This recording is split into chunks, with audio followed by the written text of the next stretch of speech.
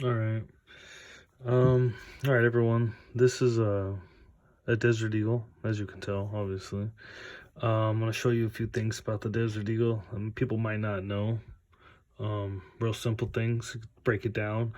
We'll start out this one. This one is the Israeli-made one. It's a little older. I bought it, I don't even know how long ago. It's been a while.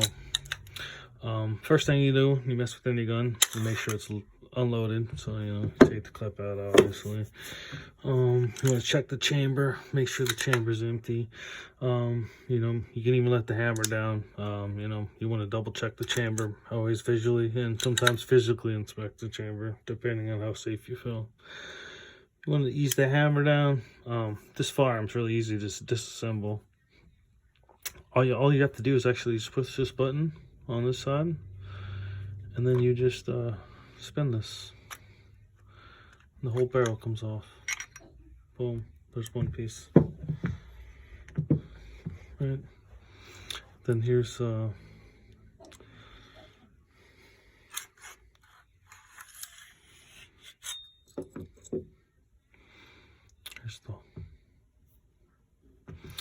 there's the push rods and the springs, the buffer springs and all that to recoil, for the recoil of the gun. This is the gas, piston.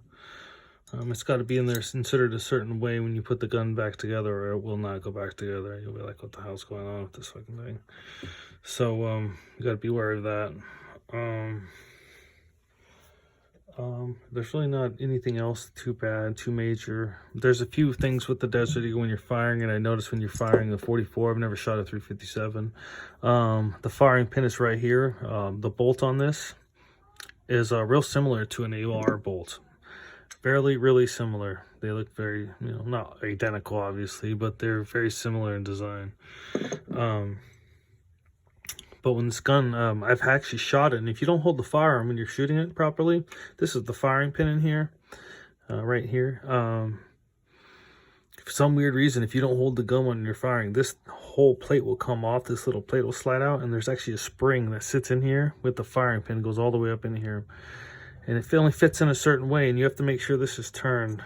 I could show you some other video, but yeah, it's a real pain in the ass, and it sucks because you might lose the parts too, so you got to be very careful. But other than that, that's real simple breakdown of this gun. Now we should put it back together. It's very simple. Whatever else about this gun? Oh, this gun shoots very accurately. Even rapid fire, it's a very accurate firearm, and definitely do the trick. I wouldn't be my personal carry every day, but I would definitely use it if I had to. But yeah, first you put the gas piston in, and there's a flat spot on it. So I'll show you. See that little flat spot? Yeah, that's got to be facing you when you stick this these springs back in there, and you got to hold it there kind of when you put this gun back together. So you have to hold it like that. It's kind of a pain in the ass, can be. And then you just take the frame of the gun and slide it in there. Make sure those springs are good.